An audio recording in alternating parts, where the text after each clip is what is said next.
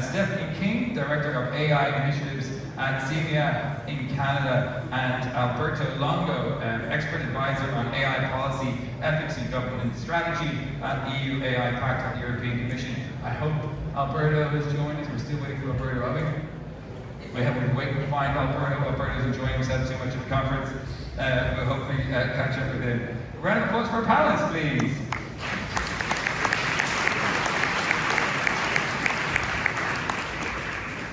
Joost, if you don't mind, we might start with you, and you might tell me a little bit about the problem. What is the problem? Explain data sovereignty, AI sovereignty, and why is it an issue? Thanks. I'm not sure if there's a problem. So I think there's work for sure. We've been in general, companies, organizations have been a bit lazy and just going with the flow, not taking time to actually set this up properly or change it to the better. And then with the geopolitical developments, then you look at it and go like, oh shit. So then there's some action, some thinking, etc. But yeah, I think it's work. So from my perspective, it's not an issue, it's work. Right. You need to figure out what you want, how you want to do it, what are your best options. That's what I And so tell me a little bit about your work and what you do, the sort of client dealings you have. Yeah, so I'll give you an example. So I look after the BeNeLux, so one of our lovely countries in the BeNeLux is Luxembourg, and they are, from the three of them, they're the most advanced in AI adoption. So they have a most clear view on how they want to drive AI adoption in the country, and the government works together with businesses, with other organizations, fueling that. So 4 or 5 years ago, they had the vision of, say, an air-gapped, very sovereign solution. So it's a Google distributed cloud air-gapped, so that means that we can't touch it. So if there's something wrong, then we need to find trains, planes, and automobiles to get there, and they need to give us access to the building, the site. We don't have anything to do except that we delivered the technology, so hardware and software. And that's together with our partner Clarence, and that's live since almost a year. And we've got a couple of, two regulators, Luxembourg-based regulators on the platform, and it's the highest level of sovereignty. And we don't know what they're using it for, right? We don't know how much they use, so it's just completely blocked from the market. And that's fine, that's at the highest level. And we started that 5 years ago together with Clarence, with the Luxembourg government. So, and I think that's an example of how you kind of need to see what's coming. And we didn't know that AI would be exploding. So the whole idea of sovereignty was born 5 years ago. That's the highest level. So it works really well there. But you need to be clear that not everyone should jump to the highest level of sovereignty, that air-gapped solution. Because there's a delay in development, of course, because it needs to stay air-gapped, completely sovereign. And that's what they do really well. But there are other levels of sovereignty where, for instance, we've got the dedicated cloud. So that's not as sovereign, so it's also cheaper. So it comes with a cost. Where you use, say, trusted partners to actually run it. So it's still good technology, etc. Trusted partners who run it. So we're doing that for instance, with Thales. So that's called SANS, the joint venture. Thales owns 95%.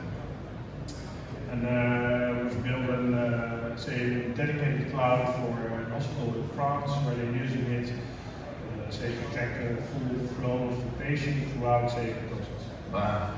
And those are 2 levels, and then we got the dedicated data level, but that's the step 1 level of sovereignty, and it's easily accessible. So for me, it's how we're going to use it, what do you want to use it for, not black and white, so it's working. And how do you think audiences, how do you think your clients determine what's critical and what's not? I mean, how is that decision made? Yeah, so interesting enough, so a year ago we had conversations about the topic, but it was like maybe twice in 3 weeks. And the last year, we've seen this pick up. And there's a lot, so we get a lot of questions on so what's critical, what's not critical. And you shouldn't, companies and organizations shouldn't go for a black and white decision. It's very much a mix of things where you can get the benefits for your organization. So some data is very critical, and you can go for the highest level of sovereignty. But definitely the majority isn't. So find that balance between risk and cost, because if you're going for full sovereignty, it's very costly. It's more complex, it's slower, makes sense, right? And if you're going for, say, the more, say, practical levels of sovereignty, because we're looking at not that critical data, so it might be whole pictures from a personal perspective, not your financial statements, and go for a more practical, less expensive solution. And that's what companies need to do themselves. And we've been sloppy, we've been lazy, and what I like as a EU citizen is that actually the reason of the trigger of the geopolitical developments, I don't like the effect. What geopolitical developments? Which geopolitical developments? different We'll just call them vaguely geopolitical. Hopefully the room will be able to read through the lines. Yeah, so and we've seen the pickup, and so it drives, say, your strategic thinking about your critical data, about sovereignty, etc. So that I appreciate very much. And I think you should all check in on how Luxembourg is doing in this field, because they're really well advanced in Europe, and they live well above their weight, so they're the points above their weight. It's good to see a small country really leading back. Great. Stephanie, maybe you tell me a little bit about your work all the way over in Canada. What does CEIMIA do, and what's your role? Thanks very much for the question, and thanks very much for having us here.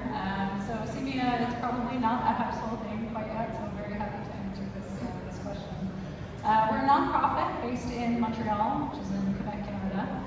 Founded around 5 years ago, and basically the intent of our organization is to conduct high-impact, applied projects in responsible AI, which could mean a lot of different things. But we were founded around the same time as the Global Partnership on AI, which, if you're not familiar, is a collection of now 44 governments who are trying to figure out how to regulate AI appropriately, how to leverage AI for purposes of social good.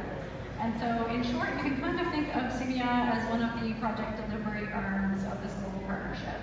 And so what does that mean? Well, basically our approach to projects is that we ensure that it's a multi-stakeholder approach, so very collaborative in nature. We want to make sure that all different stakeholders are at the table.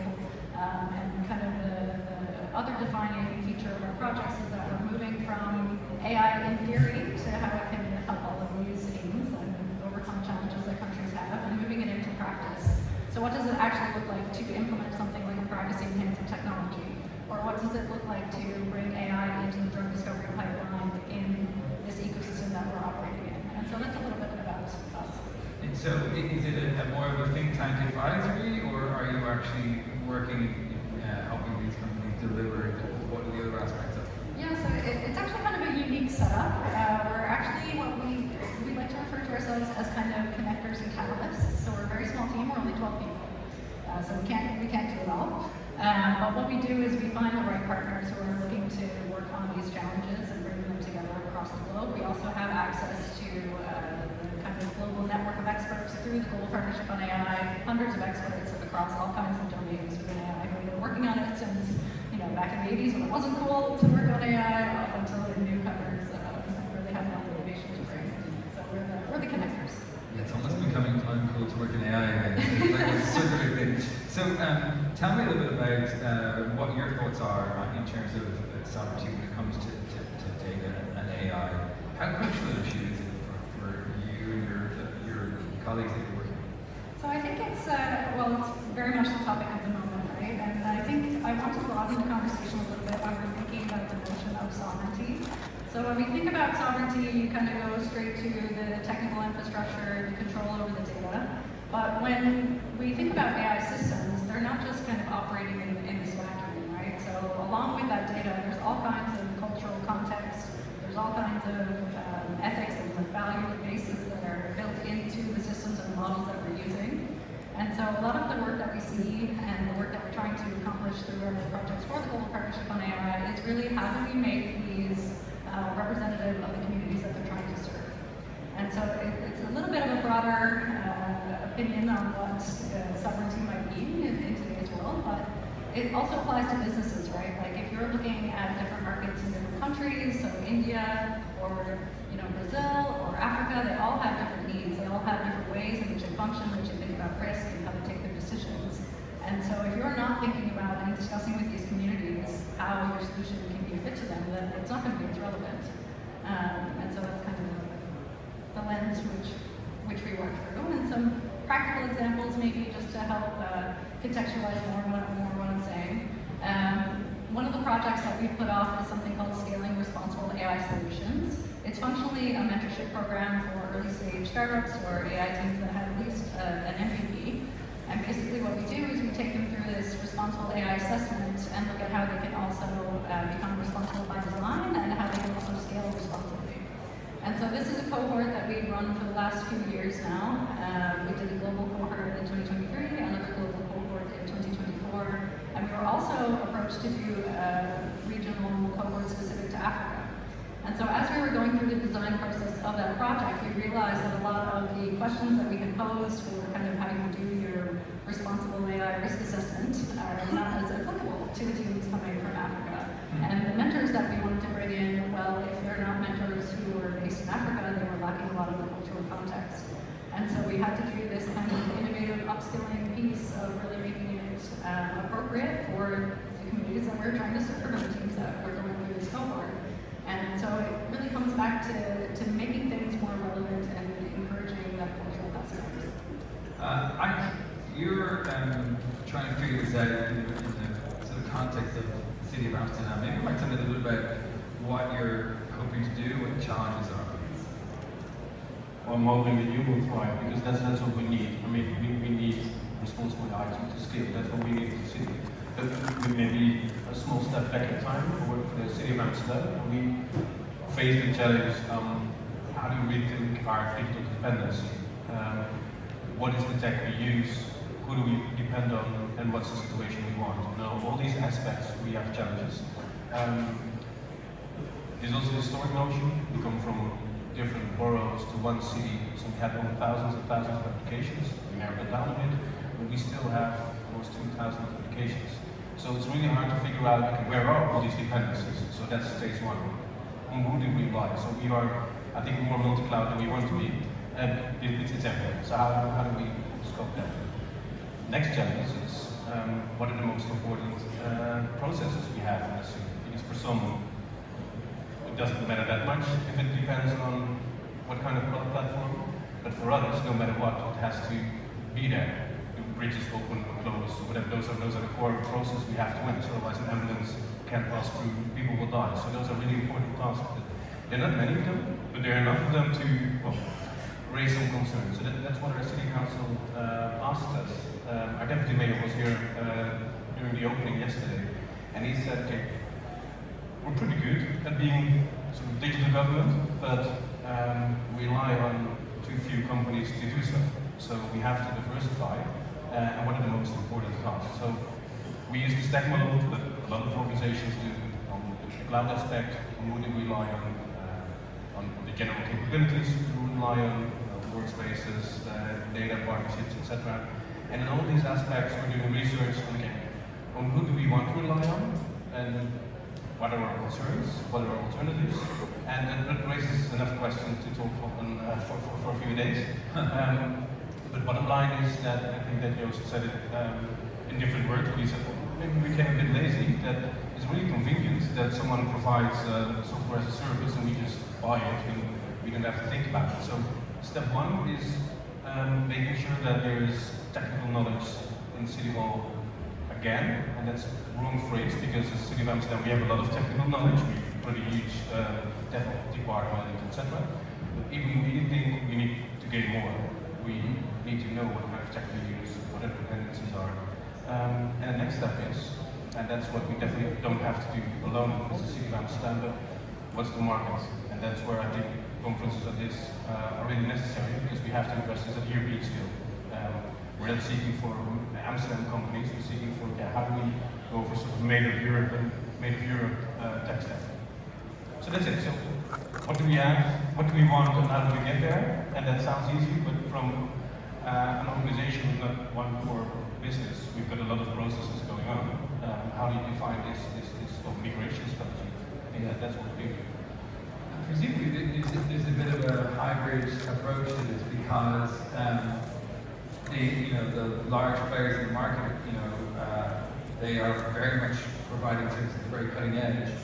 To develop everything from scratch, you can't compete with that. So how do you balance that? Everyone wants the shiny stuff. We do as well. So the moment we procure stuff, or we buy stuff, I mean, if you look around here, everything is awesome. It's you want everything off the shelf and use it in City Hall. So we do test it. We do have R&D departments where we test it. What's off the shelf, what can we use? But then later on, we narrow it down to what do we actually need. And we don't always need the state-of-the-art tech for every process. So we do test and experiment. What's there? What can we use? But in the end, we have to think about, okay, is this one of our core processes? Then we maybe should rely on this one vendor. Because if you push the red button, there are some geopolitics that people are concerned about. Well, maybe we shouldn't use that tech yet. We have to wait for there is a more broad market to use it. Maybe we're missing out some opportunities, but that's why we do the R&D part. At least we know what we're missing out. We can explain, well, maybe this service is a little bit less good, but well, it's been this for the last few years, so maybe we will work out. That's the balancing thing we have to do. Does that require a big investment from the City of Amsterdam in technical know-how? Because we're talking about, AI, the development of AI, it's quite a technical sphere to be working in. Does that require hiring and recruiting a lot more developers? Yeah, so my colleagues walk around here as well. That's actually important for the City of Amsterdam.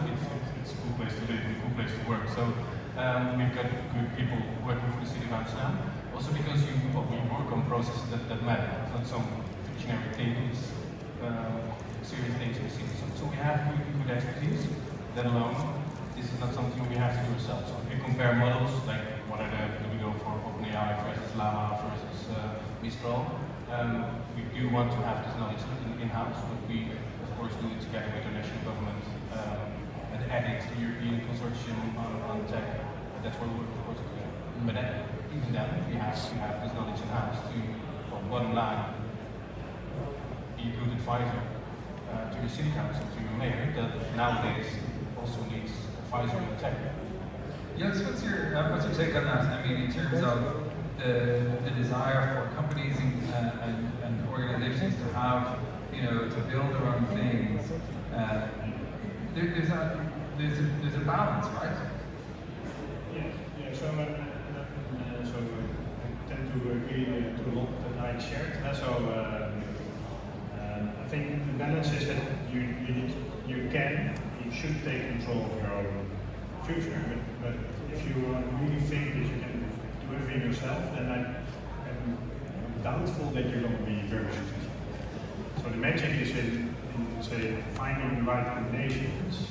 And so from our perspective, we're not alone in the world. So we have an ecosystem where all kinds of organizations, companies work together to get value out to inhabitants, customers, organizations, governments, etc. And the magic is which combination are you looking at? And so again, we spoke about not every data is critical.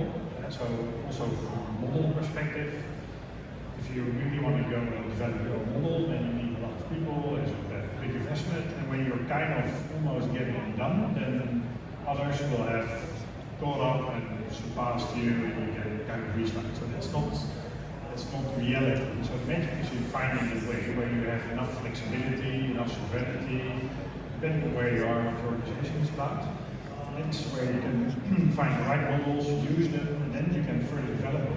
So if you get a model from Google, you can take it. You never have to go back at Google. So that's the freedom that you have. You have that choice today. Sure, we'll get better at many things, but that choice is already out there today. So that's why I think it's worth so much an issue or a challenge. Yeah. It's magic, so it's not easy. I'm not stating that easy, but you already have that choice. And you need to find the best combination. presumably it is much more costly to do it by yourself, technically. So you can do it by yourself, but I don't think that's realistic. So there's only a handful of companies that have the science to do this all by themselves. So we're working we're living in a world where we need to work together. I mean, you need to find the right partners for the right things. So if you want to have that dedicated cloud with SaaS, it gives you a lot of sovereignty, but also freedom. So you're protected from big tech if you think that is important.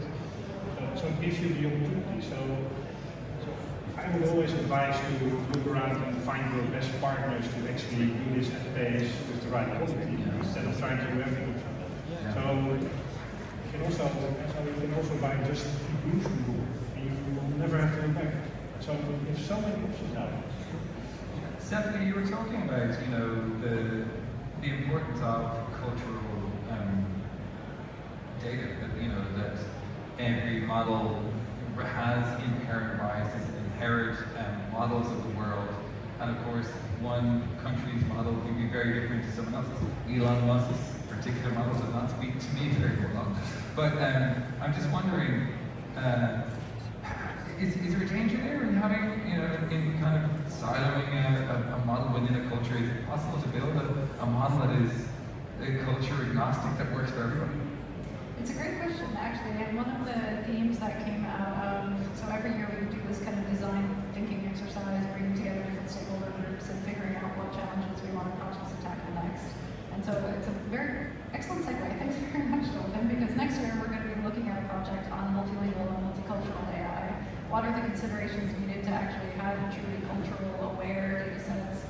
How do you build those? Is it feasible? What are the pros and cons you need to bring to the table? I think, of course, I agree with what my colleagues here have said. It is a balance. I mean, it's not exactly us versus them. It's about finding the systems that work for the use case that you're trying to put forward. And I think as well, basically, what I'm trying to get at is that they're not mutually exclusive, right? So never in the history has international collaboration been done without some kind of local benefit in context. If you look at international trade or kind of intense climate agreements and things like that, it's always about bringing people together. And I think that's kind of a theme that's run throughout this conference as well, right? Is like cooperation, bringing together the best ideas and finding the right partners to do your work with is the way to go. Mike, do you want to talk about that? I mean, you want to build a model that represents the city of Amsterdam, right? It's a pretty diverse city. When you walk around Amsterdam, it's a very multicultural place. How do you build a model that represents a diverse group? I don't understand that. That's, I think, one of the core challenges we face. I mean, I really like what you said about laziness. We're all kind of lazy. So the moment you build a model, you use the data that's there. The data we have in society, it's generated by people who could. So if you look at the city of Amsterdam, there are a lot of groups who didn't go down the history, who are not represented. If you look at the city archive, well, it's not a clear representation that we want nowadays. I mean, if you are from the Netherlands, for the last few years, we had a pretty broad discussion on how do we look at our own history and what kind of words do we use. And we changed words in the last few years about how we want to describe our history. If you use a model based on books of the last 20 years, you get a different representation than we want to have nowadays. And that's one aspect of what's wrong with models built on the data we have. So this is one part. So you have to create the data we have. That is complicated, Well, right? it gets even more complicated, and that's why there's the Civic AI Lab that's been on stage in the last few years, which is pretty impressive.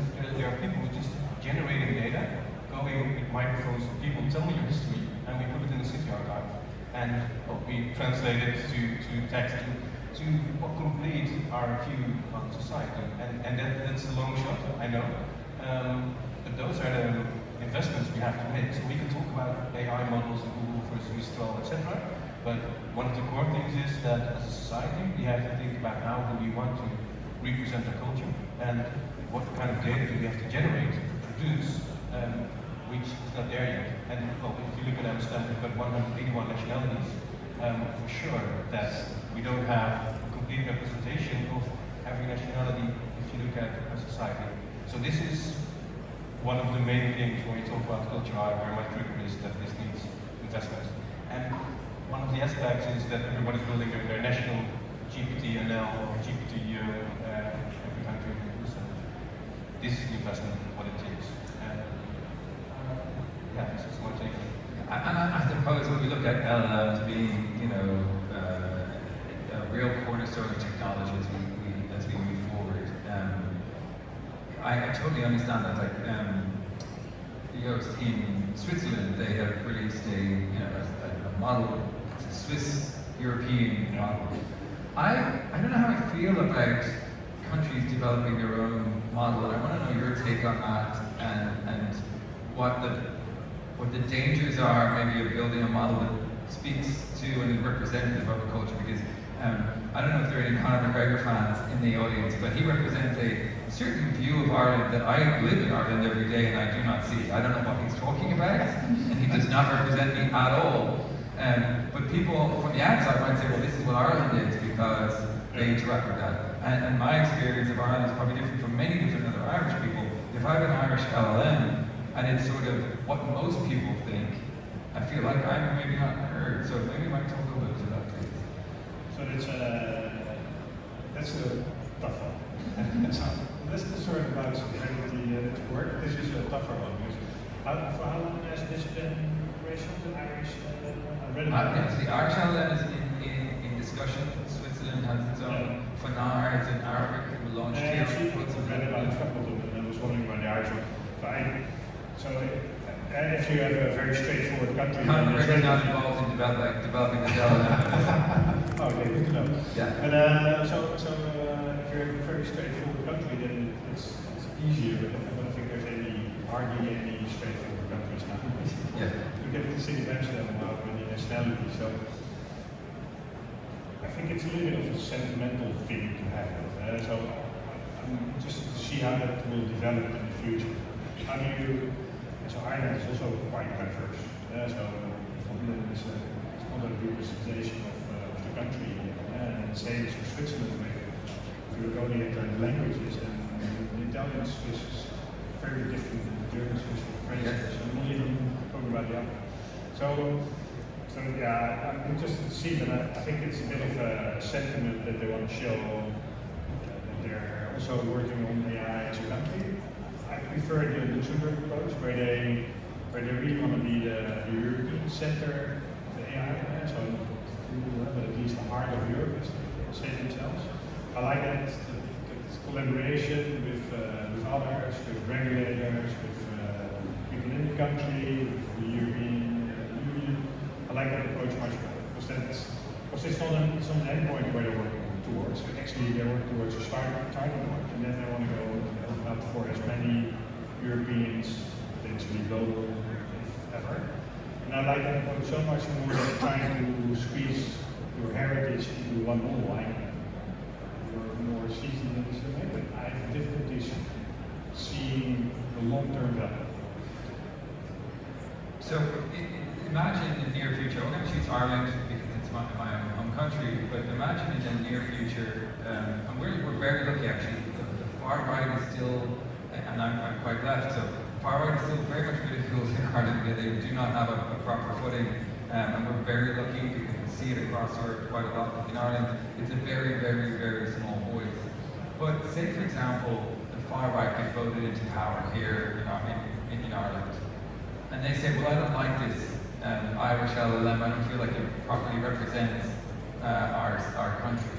And they start to change things or try and influence that. How easy is it for someone to change the style, the output, the ethos of an LLM that's already been built?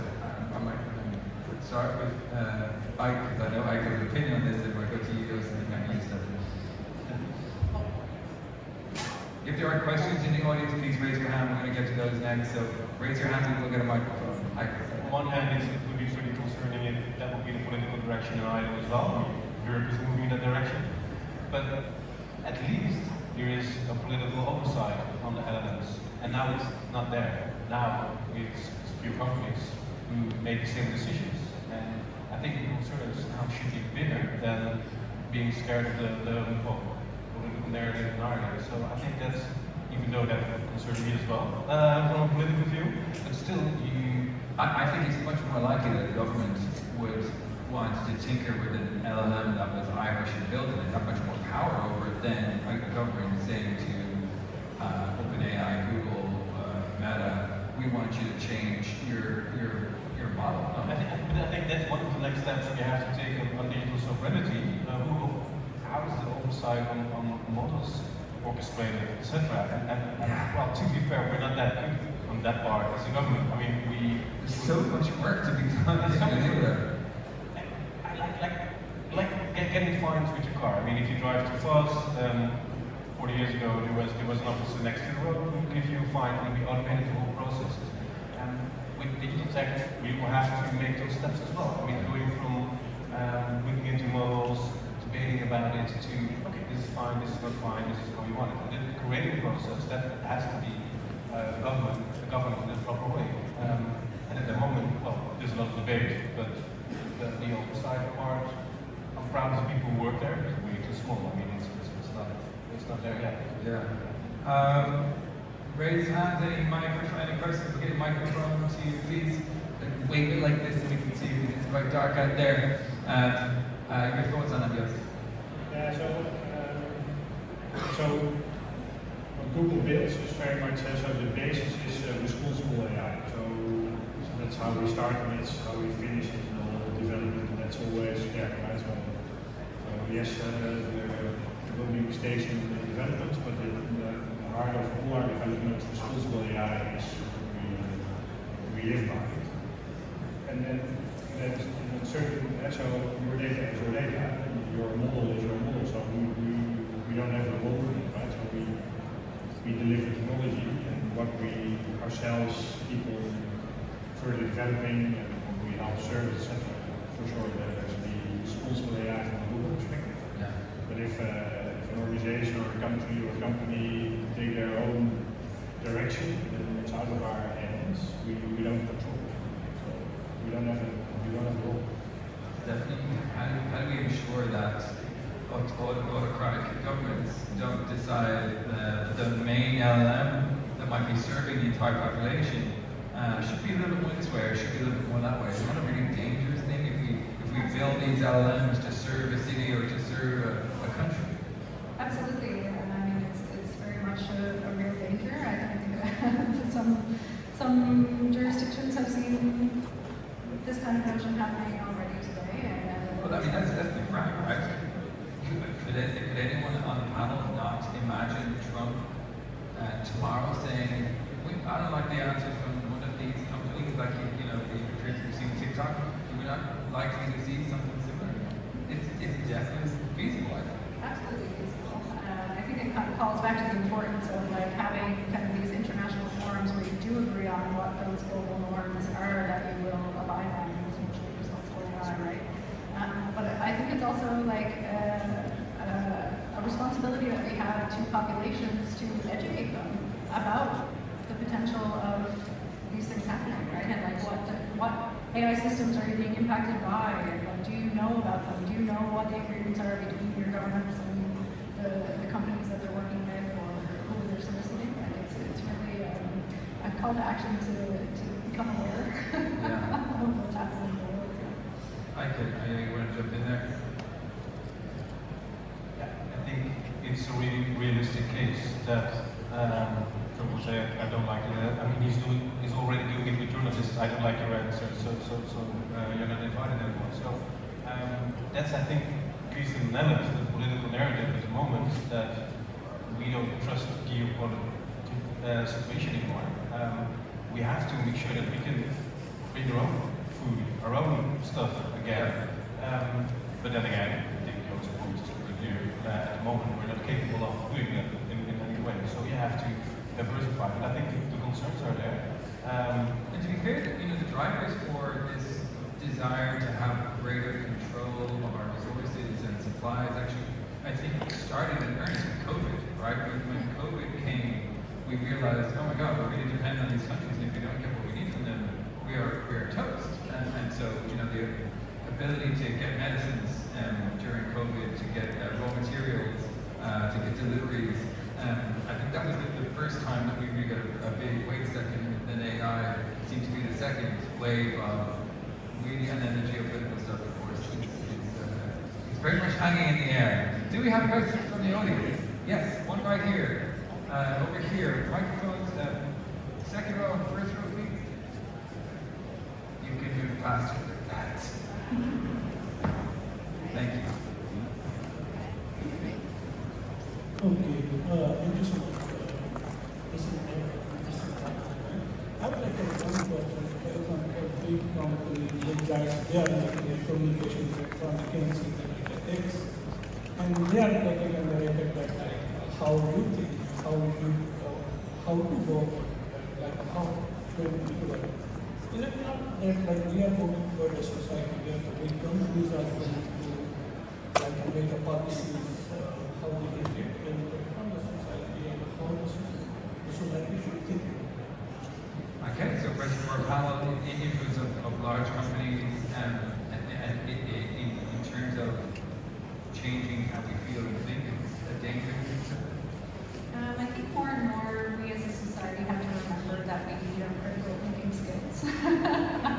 You know, all of the kind of ways that our systems are set up and how we get information out. We were talking about this backstage. It's like outside of social media, reverting to your newspapers and your radio systems to get information is not as common as it once was. And so I kind of think we just need to teach people again how to think critically about what they're seeing online. Like what are some, and we have some projects around this in the global partnership as well, or like how to identify AI generated content, or like how to kind of read a headline and say, okay, what is this actually trying to tell me? So there's lots of publications, so if you'd like to go and read about that particular thing, but I'd actually be curious to hear Joost, your opinion on this question. So I do want to reiterate that we have responsible AI at the heart of our AI activities, and it's not going away. So I think it's crucially important. Second is it's a society thing. So to your point, it's not just one party or one group, so it's something that we've seen in the past. So there's an acceleration, it's been with COVID, now with AI. It's a society topic that we need to address together. And we have our role, and Amsterdam events and has a role, and I would say like yours have a role. So do we. But yeah, for us, it starts with the We are running out of time, so I want to get this question really quickly because I'm the moderator and I shouldn't be going up in time. Can you get this mic? Yeah. Yes, please. Thank you. Thank you for this panel discussion. What exactly does Google mean by your data is your data for small EU business owners? Does it mean legal ownership or just a matter of trust at Google? No, it's not. So I appreciate trust, but that's just the basic level, so to speak. So no. So if you have, so for instance, the regulators that I took as an example in Luxembourg, we don't know what they use the platform for. So there's AI models available, they use them, because that's what they share with us. We have no clue. If you look at, in general, any business or organization that is using Google Cloud, any Google, then the data is yours. We don't have any visibility, no access. Technically, we don't, right? So I can't see your data. I can't. It's just yours. I don't have a way to get that. Okay, so that's okay, yeah, and there are ways of actually making a complete firewall. There's ways of having that connected to the cloud. Lots of various ways of doing that. I think that's all we have time for. Please round of applause for our fantastic panel.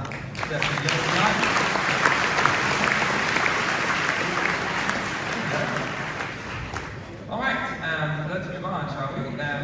Before we do, just a reminder that there are some fantastic startups in our accelerator pods in the Yada Yada building, which is, if you go out here and you take a right, you go all the way over there, you'll you'll be able to see some of our great startups who are showcasing their events. We'll be awarding a prize for the best startup here at World Summit AI at the very end of today's proceedings.